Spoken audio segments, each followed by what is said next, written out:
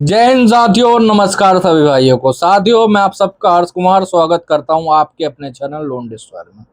साथियों, multiple loan default हो चुके हैं, क्रेडिट कार्ड डिफॉल्ट हो चुका है और अभी रिकवरी वाले फोन करके गाली गलौज कर रहे हैं, घर पे आने की धमकी दे रहे हैं या फिर बार बार घर आकर आपकी सामाजिक प्रतिष्ठा को खराब कर रहे हैं या फिर कॉल पर आपको मेंटली टॉर्चर कर रहे हैं। तो आज मैं आपको प्रॉपरलाइज लीगल वे बताने वाला हूं और किस तरीके से आप लोगों को कॉल पे या फिर इनसे बात करनी है उसकी भी ट्रेनिंग देने वाला हूं प्रॉपरली। जिसको ट्रेनिंग लेनी है वो ट्रेनिंग लेकर समझ जाए, जिसको भाई लीगलाइज वे में बिना उनसे बात करे, बिना उनसे बहस करे अपने को होम विजिट और कॉल को रुकवाना है, वो उस प्रकार से कर ले। दोनों ही लोगों के लिए सबसे बढ़िया वीडियो होगा, ठीक है। क्योंकि कुछ लोग होते हैं जो रिकवरी को फेस करने का दम रखते हैं, कुछ नहीं रख पाते भाई, क्लियरली बात है, ठीक है। तो आज हम लोग सबसे मेन कंसेंट पे आने वाले हैं कि मैक्सिमम लोगों की यही दिक्कत होती है कि सर कॉल पे इन लोगों को मैं प्रॉब्लम तो समझा रहा हूँ, मैं इन पे बोल तो रहा हूँ कि सर आप एक काम करो, आप मुझे ये 2-4 महीने का टाइम दे दो, मैं आपके लोन की पेमेंट कर दूंगा, आपके क्रेडिट कार्ड की पेमेंट कर दूंगा, मिनिमम भर दूंगा। बट ये मानने को तैयार नहीं है, गाली गलौज पे उतर आ रहे हैं। ये बोल रहे हैं कि तुम्हारे घर का खर्चा कैसे चल रहा है, घर कैसे चला रहे हो, माँ बहन को गंदी गंदी गालियां दे रहे हैं। तो इसका उपाय क्या है? तो इसके भाई साहब 3 उपाय हैं और तीनों उपाय मैं आप लोगों को बताने वाला हूँ, ठीक है। सबसे पहले कॉलिंग की। तो सबसे पहला उपाय ये है कि आप कोई कॉल उठाओ ही मत, सीधी सी बात है। इन रिकवरी वालों से कॉल पे बहस करना मतलब भैंस से अपना सर लड़ाना और कुछ नहीं, ठीक है। वो भी ज्यादा सेंस बनाएगा अगर भैंस से भी आप सर लड़ाओगे ना, वो ज्यादा सेंस बनाएगा। बट इन लोगों से कोई सेंस नहीं बनाने वाला, क्योंकि ये लोग एक तरीके का रोबोट है जो बस एक ही चीज बोलेंगे कि सर आप पेमेंट करवा दो, सर आप पेमेंट करवा दो, सर आप पेमेंट करवा दो। इसके अलावा इन्हें और कुछ नहीं आता भाई। इन्हें एक स्क्रिप्ट ही दी गई होती है जिसमें लिखा होता है पेमेंट करवा दो, पेमेंट करवा दो, पेमेंट करवा दो, ठीक है। पेमेंट आज करो, अभी लिंक भेज रही हूँ, ये कर रही हूँ, वो कर रही हूँ, ठीक है। तो या तो आप कॉल ही मत उठाओ। अगर आप कॉल उठा रहे हो तो फिर आप भाई बेचारे मत बनो, ठीक है। मैं मैक्सिमम लोगों से ये कहता हूँ कि लोग पता है क्या, इन्हें अपनी प्रॉब्लम बताते हैं, अपनी दिक्कत बताते हैं, सारा टाइम मांगने की ट्राई करते हैं, इन पे सर मैडम करते हैं, ठीक है। और मैक्सिमम जो कॉल आते हैं वो लड़कियों के आते हैं, तो ये लोग उनको मैडम करके उन्हें क्या कहते हैं, अलग अलग प्रकार की बातें बोलते हैं अच्छे तरीके से। बट वो जो मैडम होती है वो होती है 10वीं फेल या 12वीं फेल, जिसे 10-15 हजार की नौकरी पे वहां पर रखा गया। उसको तमीज बिल्कुल भी नहीं है, वो आपको गाली देगी, आपको बदतमीजी करेगी। तो अब इनकी गाली और बदतमीजी का दूसरा इलाज क्या है? तो इनकी गाली और बदतमीजी का दूसरा इलाज है कि अगर आप पे ये लोग एक गाली देते हैं तो आप इनको 10 गालियां बको। जैसे मैक्सिमम क्लाइंट को मैं आप समझाता हूँ, कई लोगों को लगेगा यार हम रिकवरी वाले को गाली देंगे या फिर रिकवरी वाले को ट्रीटमेंट देंगे, ठीक है, ओके, तो हमारे ऊपर कोई बहुत बड़ा एक्शन हो जाएगा या फिर हमारे ऊपर बहुत बड़ी कंप्लेंट हो जाएगी। नहीं हो सकती। आज तक मैं आप लोगों को बताऊंगा इतिहास में, ठीक है, कोई रिकवरी वाला किस कस्टमर के ऊपर किसी भी प्रकार की कंप्लेंट नहीं करवा पाया। क्यों नहीं करवा पाया? कंप्लेंट करने जाएगा, उल्टा उसके ऊपर कंप्लेंट हो जाएगी। क्यों हो जाएगी? क्योंकि भाई पहले तो वो लोग गाली उस नंबर पे ऐसे देते हैं कि वो लोग नॉर्मल नंबर से कॉल करते हैं, जो कि प्रॉपरली लीगल है। सेकेंडरी चीज ये है कि वो लोग हमेशा बदतमीजी में बात करेंगे, जो कि बैंक की या फिर एनबीएफसी की रूल बुक में नहीं होगा। तो इसीलिए वो लोग कंप्लेंट कर ही नहीं सकते, ठीक है। अब लोगों को ट्रेनिंग कैसे, अब लोग पता है क्या कहता है, जैसे मान लो सर कि मैंने 2-4 गालियां दे भी दी, ठीक है, बट वो लोग तो दिए जा रहे हैं। अरे भाई थोड़ा बहुत इसमें मजा लेना स्टार्ट करो, समझ रहे हो।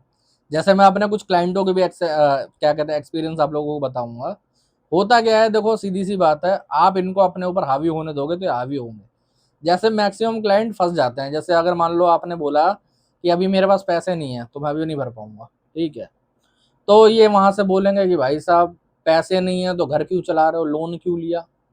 तभी साले को गाली दो तुरंत ही, ठीक है, कि तेरे बाप से मैंने लोन लिया है क्या? एक बात बता, मैंने लोन लिया है बैंक से, मैंने लोन लिया है किसी एनबीएफसी से, तेरा बाप तो नहीं है वो, और तू एक थर्ड पार्टी टेलीकॉलर वहां पर बैठ के मुझे ज्ञान दे रहा है कि मैंने लोन क्यों लिया है, फिर क्यों करा। तू अपना काम कर, तू अपडेट डाल वहां पर। कस्टमर ने अगर मना करा है, कस्टमर जो होता है वो भगवान का रूप होता है, तो भाई साहब जो भाई साहब कस्टमर कह रहा है उसकी बातें सुनो, वहां पर आरटीपी डालो। कई लोगों का ये भी प्रश्न आता है कि आरटीपी पीटीपी क्या होता है। देखो आरटीपी सिंपली अगर तौर पर मैं बोलूं तो रिफ्यूज टू पे होता है। अब कई बार लोग बोलेंगे कि सर हम सीधे रिफ्यूज टू पे बोल रहे हैं, आरटीपी बोल रहे हैं, तो भाई साहब वो इलीगल नहीं हो जाएगा। अरे भाई ये रिकवरी का कोड है, इनकी आगे कोई वैल्यू नहीं है, ठीक है। ये खाली टेलीकॉलर को पता है और तुमको पता है, कोर्ट में ना तो वैलिड होती है ना कहीं वैलिड होती है, कोई दिक्कत नहीं है, ठीक है। अब कई लोग बोलेंगे सर मैंने आरटीपी डालने को बोला बट वो डाल नहीं रहा, ठीक है। जैसे होता क्या है कि आपने कॉल पे बोला कि आरटीपी डाल दे, मैं पेमेंट नहीं कर पाऊंगा, तो वो बोलेगा मैं आरटीपी क्यों डालूं। तो आप उसे एक गाली और बको और बोलो कि तूने कॉल ही फिर मुझे क्यों करा है, जब तुझे अपनी ही बातें करनी है तो एक काम कर, खुद से ही पेमेंट कर दे, और कॉल क्यों कर रहा है, मेरे को परेशान क्यों कर रहा है नहीं। इस प्रकार से आप इनकी एक गाली का 10 गाली में जवाब दे सकते हो, ठीक है। और तीसरा एक तरीका है कि अगर आप पे दोनों ही तरीके नहीं हो पा रहे हैं, आपको कॉल भी उठवाना है वो भी करना, तो भाई या फिर आप अपनी कॉल फॉरवर्डिंग लगवा लो, जैसे हम पे या फिर किसी और पे। तो जो आपके कॉल्स होंगे वो, जैसे मैं आपको बताता हूँ, कॉल सारे नहीं उठाने होते। जैसे अगर आपको दिन में 100 कॉल आ रहे हैं तो 2-4 कॉल उठा लो, बस बात खत्म है, ठीक है। उन पे आप आरटीपी वगैरह अपडेट कर दोगे तो आपका केस चलता रहेगा धीरे धीरे, कोई दिक्कत नहीं होगी, ठीक है। उसमें आपको उतनी प्रॉब्लम नहीं आएगी, ओके। सेकेंडरी चीज है कि मेनली ज्यादातर लोगों को होम विजिट का डर रहता है कि यार होम विजिट पे बंदा आ गया तो बहुत बड़ी दिक्कत हो जाएगी, बहुत बड़ी प्रॉब्लम हो जाएगी। आप लोगों को ऐसा उपाय बता दूंगा कि होम विजिट पे जो बंदा आया है ना या आएगा, वो आने के बाद दोबारा कभी आपके घर का गली का रास्ता भी नहीं देखेगा। और बताओ, कोई रिकवरी वाला आ रहा है, चाहे एक आ रहा है चाहे दो आ रहे हैं, कुछ मत बोलो, सीधे उसे बोलो कि ला आईडी कार्ड दिखा, ऑथराइजेशन लेटर दिखा, डीआरए का सर्टिफिकेट दिखा। और अभी जुलाई के बाद, ठीक है, 2 डॉक्यूमेंट और ऐड हो जाएंगे इसके अंदर, ठीक है। एक अपना बैंक क्या कहता है, सर्विस लेटर कुछ होता है वो, और एक डॉक्यूमेंट और ऐड हो जाएगा, ठीक है। मैंने पढ़ा नहीं तो मेरे को याद नहीं है, ठीक है। तो ये डॉक्यूमेंट होना मैंडेटरी है। अब वो लोग एक गोली आप लोगों को देंगे कि एक काम करो, मैं आपको ये लेटर दिखा दूंगा बट आप पेमेंट करवाओ, उसके बाद ये लेटर देखने को मिलेगा। तो उन्हें बोलो कि भाई पेमेंट अगर तू लेटर भी दिखा देगा तब भी पेमेंट नहीं होना चाहिए, इस केस में पड़ेगा आरटीपी, और इसकी सेटलमेंट वगैरह होगी 1.5 साल के बाद, बात खत्म हो गई, ठीक है। अब मैक्सिमम जो क्लाइंट, मैक्सिमम जो सब्सक्राइबर होंगे, सब्सक्राइबर नहीं सॉरी, रिकवरी एजेंट होंगे, वो यहाँ पर समझ जाते हैं कि यार कस्टमर जानने वाला है, उसको सारी चीज़ें पता है, तो हम इसको कस्टमर को ज़्यादा परेशान नहीं करते, ठीक है। लेकिन कुछ के में कीड़ा होता है, कुछ रिकवरी वालों में कीड़ा होता है। वो कीड़े से कैसे बात करेंगे कि भाई साहब आरटीपी क्या होता है, तो उसे बोलो रिफ्यूज टू पे, बात खत्म है। ये सब नहीं होता, बैंक के पैसे पूरे भरने पड़ते, सेटलमेंट तो होती नहीं है, ये फलाना ढिमकाना। तो उसे कहते हैं कि मुझे मत सिखा, तू यहाँ से निकल, सीधी सी बात है। और ऐसे में ऐसा भी हो सकता है कि वो लोग भाई साहब निकले ना, बोले कि मैं हम तो नहीं जाएंगे, हम तो पेमेंट लेके जाएंगे। तो आपको कुछ नहीं करना, आपको अपनी जेब से निकालना अपना ब्रह्मास्त्र, ठीक है। अपना जो भी फोन आप चला रहे हो, चाहे सैमसंग हो, वीवो हो, आईफोन हो, कोई मैटर नहीं करता, उसका कैमरा करो ऑन और वीडियो बनने दो। उस पे मांगो ऑथराइजेशन लेटर, डीआरए का सर्टिफिकेट, आईडी कार्ड, ये तीनों चीजें मांगो, और उस पर बोलो कि मेरा पेमेंट नहीं है, मैं नहीं करने वाला, ठीक है। पहली बात तो मैक्सिमम जो वो होंगे, ठीक है, रिकवरी एजेंट, वो फोन वोन निकालने के बाद समझ जाते हैं, 5-6 मिनट की वीडियो बनने लगती है। कई लोग ये गलती करते हैं कि वीडियो को बंद कर देते हैं 2-4 मिनट के बाद, नहीं, अब चलने दो, 10 मिनट की बन रही, 20 मिनट की बन रही, 50 मिनट की बन रही, बनना तो क्या दिक्कत आ रही है। आगे चल के फायदा होगा, अगर उसने कोई बदतमीजी कर दी उस 10-15-20 मिनट में, तो भाई साहब उसको नौकरी से भी निकाल दिया जाएगा अगर आपने आरबीआई वगैरह में कंप्लेंट करी, और उसके खिलाफ एफआईआर भी दर्ज करवा सकते हैं। मैक्सिमम टाइम मैंने ऐसा करवाया, तो कोई दिक्कत वाली बात नहीं है, ठीक है। और अगर साले फिर भी नहीं मानते हैं, तब भी वो अपनी दिक्कतें दिखाते हैं, तो कुछ मत करो, 112 नंबर पे कॉल करो, पुलिस आएगी, उससे पहले ये लोग दुम दबा के भाग जाएंगे। और बताओ, ठीक है। अगर आप घर पे नहीं हो तब जाके वहां पर ड्रामा कर रहे हो, तो भी आप अपनी फैमिली से 112 नंबर डायल करवा सकते हो, वो लोग अपने आप ही भाग जाएंगे उसके बाद, ठीक है। तो टेंशन वाली बात नहीं है। अब मैक्सिमम लोग ये बोलेंगे कि सर हम लोगों को इतना ड्रामा नहीं पालना है, हम लोग, क्या है कि मैं नहीं चाहता कि इतना सब कुछ हो या मेरी फैमिली को कुछ प्रॉब्लम पहुंचे। तो भाई इसका भी सल्यूशन है, लेकिन इसका सल्यूशन फिर आपको पूरा लीगल फॉलो करना पड़ेगा। कैसे लीगल फॉलो करना पड़ेगा? आपको सबसे पहले तो प्रायर नोटिस भेजना मैंडेटरी है। जिस भी व्यक्ति ने प्रायर नोटिस नहीं भेजा है, हाँ उसकी एक टाइम लिमिट होती है कि किस टाइम से किस टाइम तक भेजा जाता है, एनपीए से पहले पहले भेजा जाता है प्रायर नोटिस, ठीक है। प्रायर नोटिस आप जरूर भेजो। सेकेंडरी चीज, आपने प्रायर नोटिस भेज दिया, उसके बाद बैंक को मेल जरूर करो कि उनके रिकवरी एजेंट और कॉलिंग पे आपसे गाली गलौज हो रही है, होम विजिट पे आपसे गाली गलौज हो रही है। बहुत से लोग राजा हरिश्चंद्र की औलाद होते हैं, ठीक है, वो लोग बोलते हैं कि सर अभी तो ऐसा कुछ हुआ नहीं तो मैं कर दूंगा। तो मैं उन्हें बता देना चाहता हूँ कि भाई साहब अगर होने लगा ना, तो फिर उसे रोकने में कम से कम 10-15 दिन लग जाएंगे, और फिर उस पे उतना टाइम आप वेट नहीं कर पाओगे। मैक्सिमम लोग पता है क्या होता है, हमसे जुड़ते हैं, हमसे कॉल बुक करते हैं, तो हम उन्हें बोलते हैं कंप्लेंट करने को, तो वो लोग क्या करते हैं, हाँ सर करेंगे करेंगे बिल्कुल करेंगे। जब उनके घर में विजिट होने लगती है 1-2 महीने के बाद रेगुलर, ठीक है, तब ये परेशान होता है कि सर रुकवा दो, रुकवा दो, रुकवा दो। तब हम उन पे बोलते हैं कि भाई कंप्लेंट करिए, 2-4 दिन लगेंगे। सर मेरे घर पे कोई है नहीं, मैं जॉब पे जाता हूँ, फैमिली को परेशान कर रहे हैं।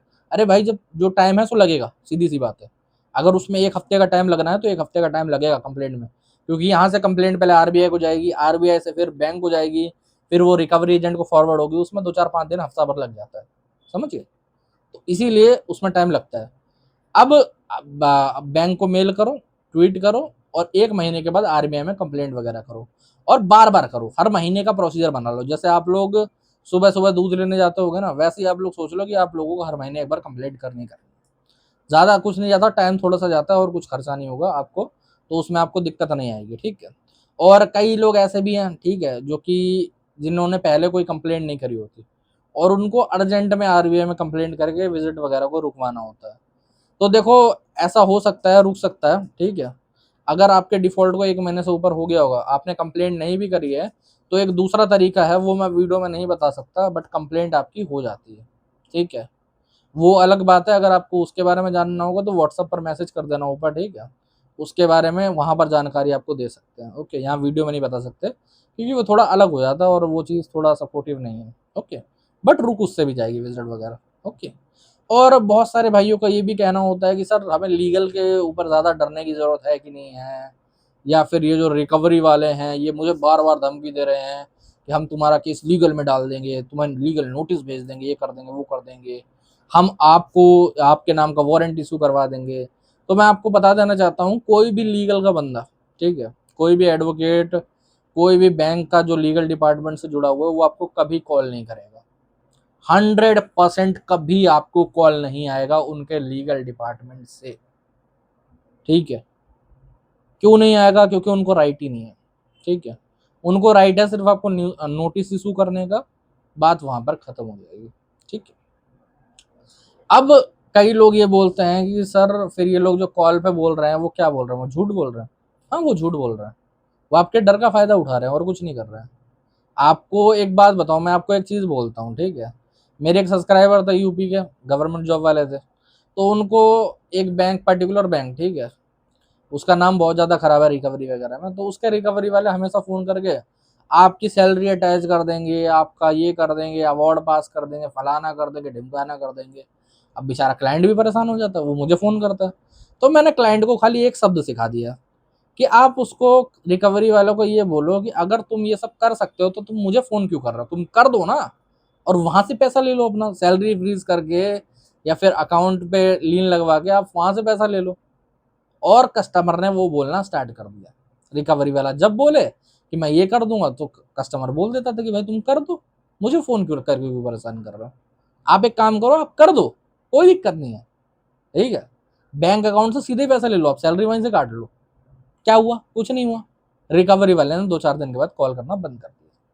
क्यों बंद कर दिया? क्योंकि उसे पता चल गया, कस्टमर को सब कुछ पता है कि हमारे हाथ में कुछ भी नहीं है। इनके हाथ में, हाँ, कई लोग ये बोलते हैं कि सर लेकिन रिकवरी वाले ने मुझे बोला कि तुम्हारे नाम का नोटिस इशू होगा और नोटिस इशू हुआ उस दिन, ठीक है? ऐसा कैसे हो गया? तो मैं बता देना चाहता हूँ, जैसे जो लीगल फर्म होती है ना बैंक की, ठीक है? पैनल के एडवोकेट रहते हैं, वो नोटिस इशू करते हैं, ठीक है?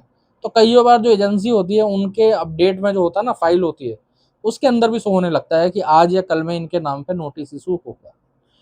तो ये लोग बोल देते हैं कि हाँ भाई हम नोटिस इशू करवा रहे हैं, हम ये करवा रहे हैं, हम वो करवा रहे हैं, घंटा करवा रहे हो।